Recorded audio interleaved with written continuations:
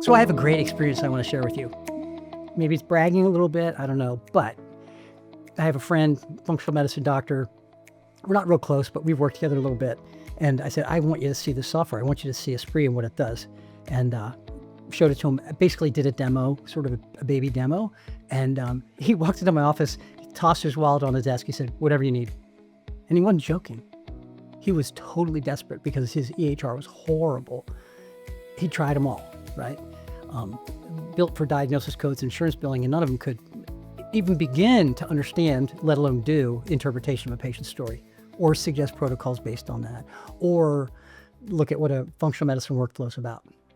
So I'm Dr. J, founder of Esprē Health. I spent years watching functional medicine docs trapped by software not built for them. And the cost isn't just time. Actually, there's a new stat that it just came out that doctors are, on average, are retiring 9 years earlier than they did 15 years ago. EMRs, ton of them. That's the reason why. They're EMR, right? Thousands of dollars lost per week. Complete loss of joy. Like, this is just no fun at all. In fact, I had an experience. I was at a doctor's office when I was walking down the hall. We had crossing hallways, and I was whistling literally zippity-doo-dah. And the doctor, she was so unhappy that she said, stop being so happy. I'm like, that's what Esprē is for. It's to restore zippity-doo-dah. It gets you back to the place where you're having fun, right?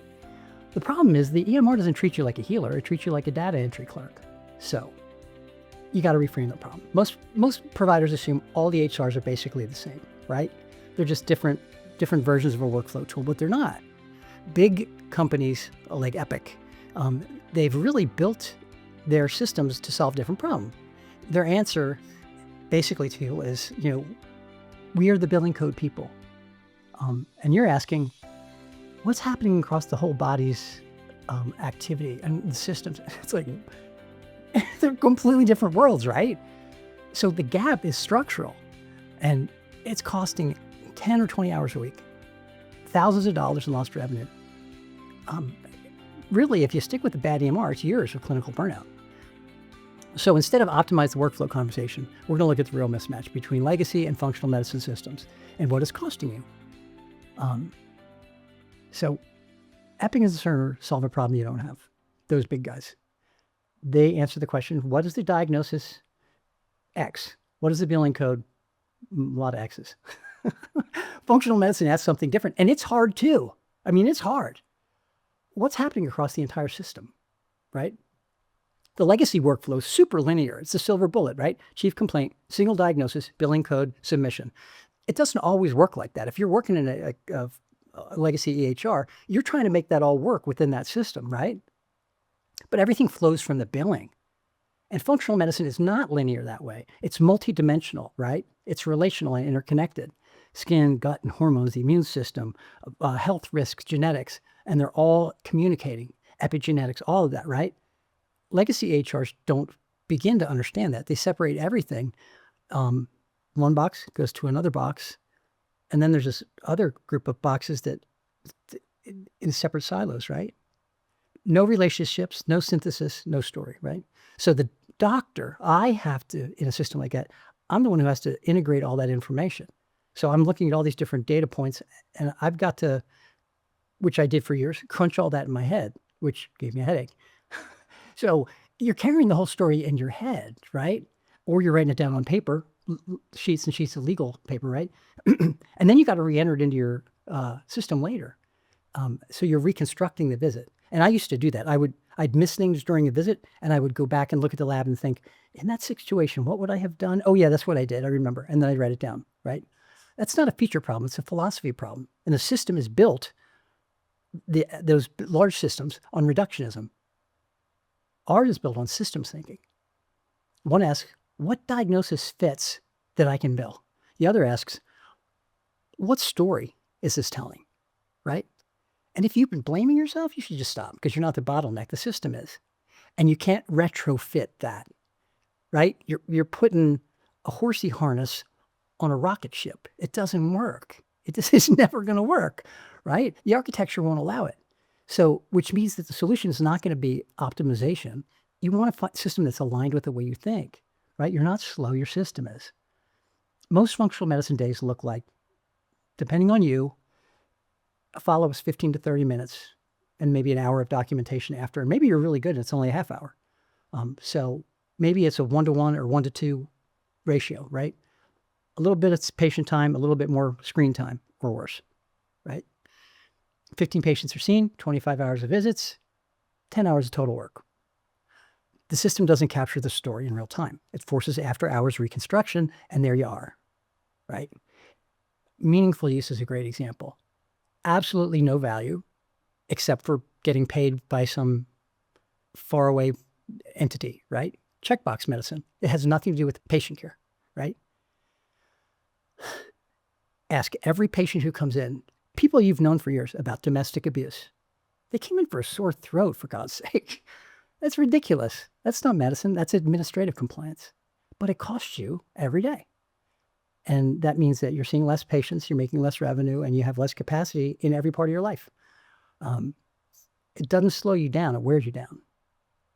You open the chart and you feel it every time. You start working later, you see your family less, you're falling behind. And that's why they're burning out and retiring. Not because they're weak, which, by the way, what else are you going to assume? I mean, you know how we're trained. Get beat up so bad that only the strong survive. And we have survived. And that's the way these systems treat you too. We'll just beat you up. You're fine. You're used to getting beat up. It shouldn't be that way. The system is not sustainable because you don't have to. You could retire, right? Here, I'm going to give you the possibly, depending on you and your ability to work and your willingness, a $10,000 a week hidden cost. What? That's expensive software, baby. It's not the software. It's your capacity to think, to create relationship, to work. If you're losing 20 hours a week, you're at least 10 patients that you're not seeing. If you're $1,000 for an hour or two of your time, that's $10,000, right?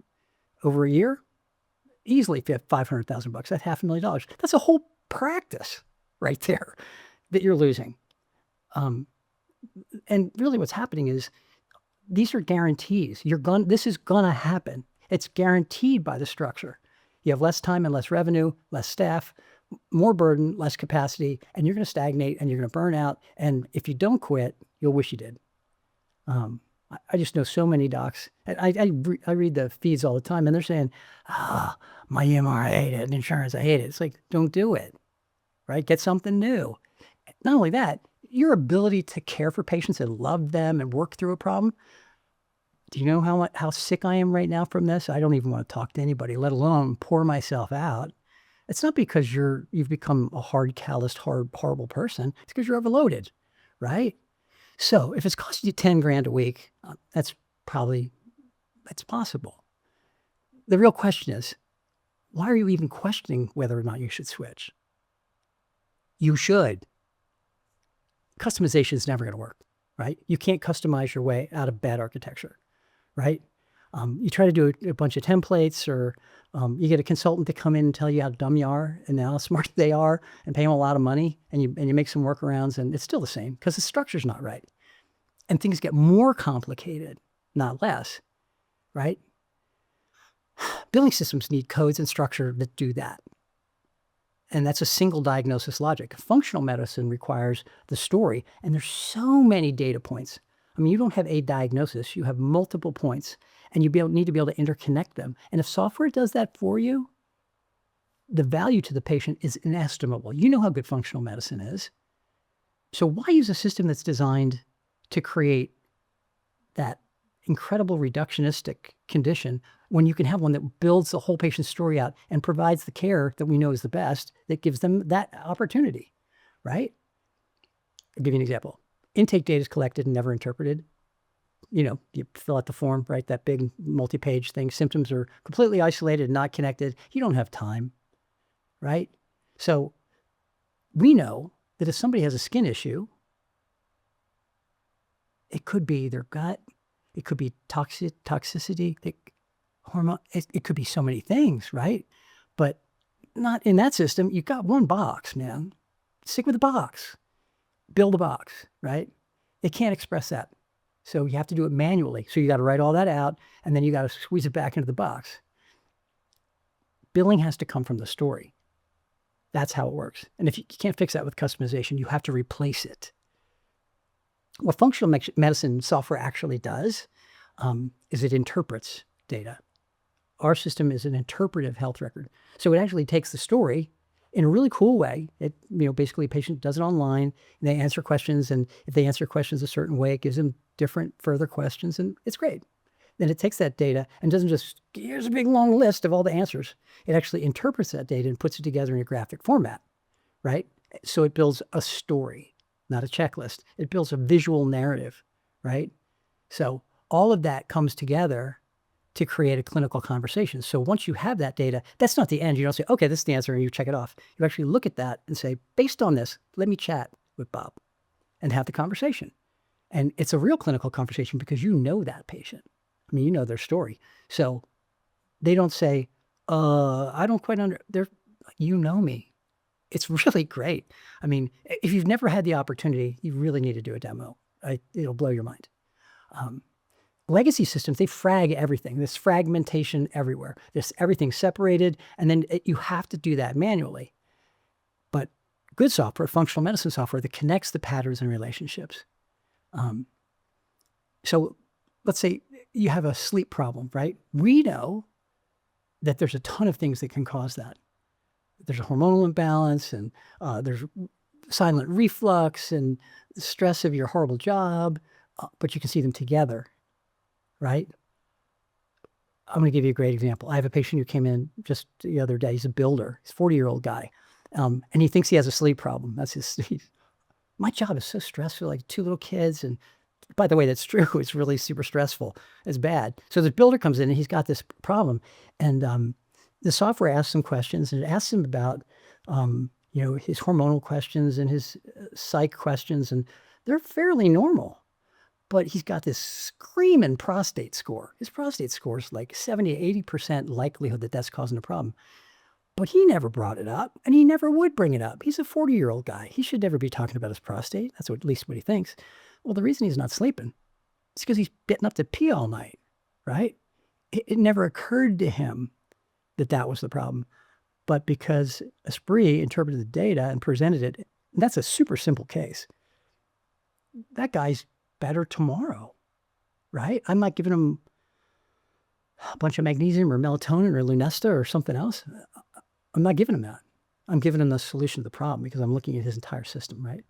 And I don't have to hold that all in my head to figure it out. And I don't have to go through the whole questionnaire bit by bit by bit by bit. He does that in a way that he's completely relaxed about. He doesn't have to look me in the eye and goes, yeah, doc, I dribble on myself. He doesn't have to do that. So it's an amazing way to do it. The system puts everything together, and then I validate it. I ask the question and say, so how many times do you get up? And, oh, you don't have the ability to pee like you used to? Oh, okay, great. So everything's faster, and believe it or not, it's way more accurate. And data shows that patients who do online stuff will do it much more accurately because they're more honest with a computer. I don't know why, but they are. So it's clear.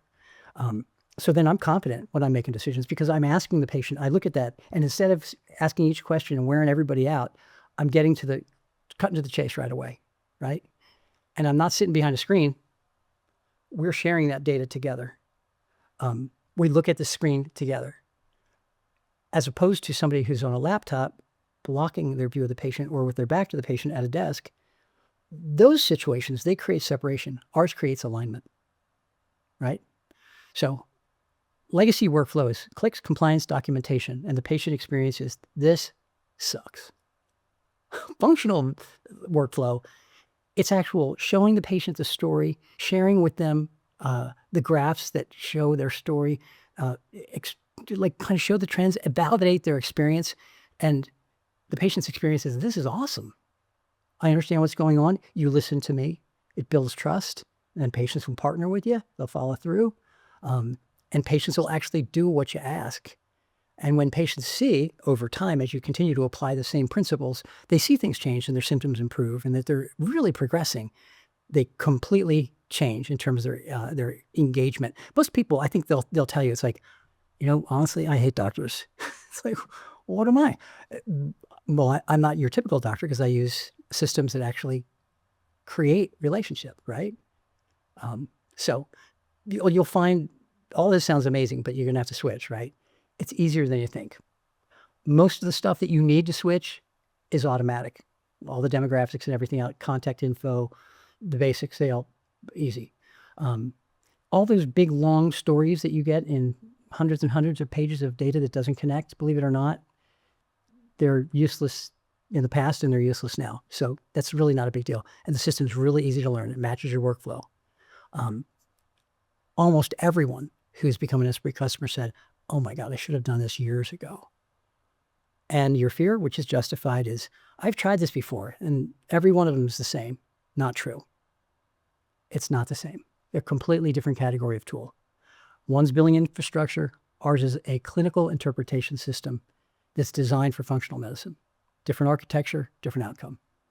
Cost of delay? Money, money, money, money.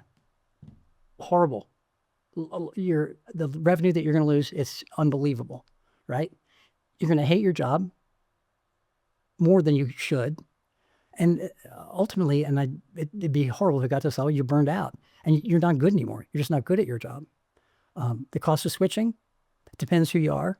Some people get it done in a day or two. They're really, really good. Others take a month or two. So it's pretty simple to figure out. So here's how you know you're ready to switch. You ready? I'm done with medicine. Okay, that's a good reason. Just switch, try it. What do you got to lose? You're going to walk away from your career, right? Number two, I've tried everything and nothing works. Okay, you haven't tried Esprē, please do. This is one that's really super sad, but your family doesn't expect you to be around anymore. They stop noticing that you're absent. You're not at games. You're not at dinner. You're kind of expected to be gone.